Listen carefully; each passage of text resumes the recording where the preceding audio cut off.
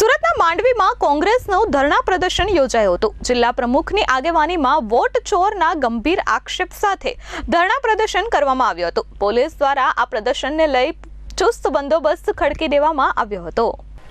વાત કરીએ સમગ્ર દેશમાં કોંગ્રેસના વિરોધની। કોંગ્રેસના સર્વોચ્ચ નેતા રાહુલ ગાંધી દ્વારા ભાજપ સરકાર અને ચૂંટણી આયોગ પર વોટ ચોરીના આક્ષેપ સાથે સમગ્ર દેશમાં વિરોધ પ્રદર્શન કરવામાં આવી રહ્યું છે। ત્યારે સુરત જિલ્લા કોંગ્રેસ સમિતિ પ્રમુખ આનંદ ચૌધરીની આગેવાનીમાં માંડવી ખાતે ભાજપ સરકાર પર ગંભીર આક્ષેપ સાથે વિરોધ પ્રદર્શન કરવામાં આવ્યું હતું। મોટી સંખ્યામાં જિલ્લામાંથી કોંગી આગેવાનો હાથમાં બેનરો લઈ ઉમટી પડ્યા હતા। ચોકીદાર ચોર હે, વોટ ચોર ગદ્દી છોડના સૂત્રોચ્ચાર કરવામાં આવ્યા હતા। જોકે કાયદો અને વ્યવસ્થાના ભાગરૂપે પોલીસ બંદોબસ્ત ખડકી દેવામાં આવ્યો હતો।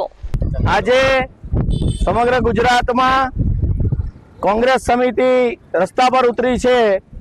રાહુલજીએ જે બીડું ઉપાડ્યું છે અને સંવિધાન અને લોકશાહી પર જે રીતે હુમલો થઈ રહ્યો છે સરકાર દ્વારા અને વોટ ચોરી થઈ રહી છે અને પરિણામો બદલવામાં આવી રહ્યા છે, એના વિરુદ્ધ કોંગ્રેસ ચૂપ રહી શકે નહીં।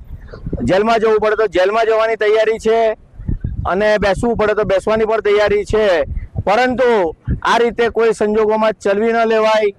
એક વ્યક્તિને એક વોટ આપવાનો અધિકાર છે, એ અધિકારને છીનવવાની અને ઇલેક્શનને સેબોટેજ કરવા માટે જે રીતે ઇલેક્શન કમિશન સાથ આપી રહ્યું છે, ઇલેક્શન કમિશન સીધું આમાં ગુનેગાર છે અને જે પણ ગુનેગારો છે તેને આજે અથવા કાલે છોડવામાં નહીં આવશે। આ તમામ અધિકારીઓએ સમજી લેવાની જરૂર પણ છે। કોંગ્રેસના સર્વોચ્ચ નેતા રાહુલ ગાંધી દ્વારા સરકાર પર વોટ ચોરીના ગંભીર આક્ષેપ કરાયા હતા અને આ આક્ષેપ બાદ સમગ્ર દેશમાં વિરોધ પ્રદર્શન કરવામાં આવી રહ્યું છે। ત્યારે માંડવી સુપડી 4 રસ્તા વિસ્તારમાં કોંગી કાર્યકરો અને આગેવાનોએ વિરોધ પ્રદર્શન કર્યું હતું, જેમાં અલગ અલગ સૂત્રો સાથે મહિલા કાર્યકરો પણ આ વિરોધ પ્રદર્શનમાં જોડાઈ હતી।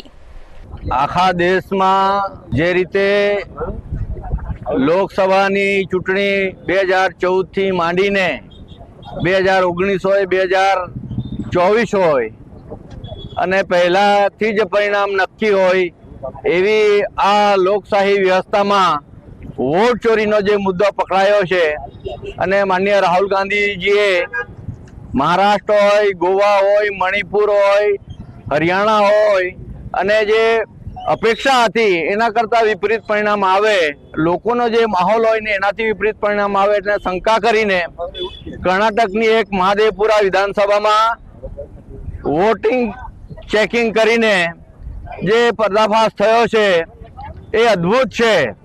અને 1 લાખ મત વિધાનસભામાં માત્ર 2.5 લાખ 3 લાખનું મતદાન હોય એમાં 1 લાખ મત એ ડુપ્લિકેટ મત હતા અને ફરજી વોટ હતા અને એનાથી પરિણામ લોકો બદલી શક્યા। એવું દરેક વિધાનસભામાં આખા દેશની 4000 વિધાનસભામાં 25 થી 50,000 મતદાન બોગસ છે।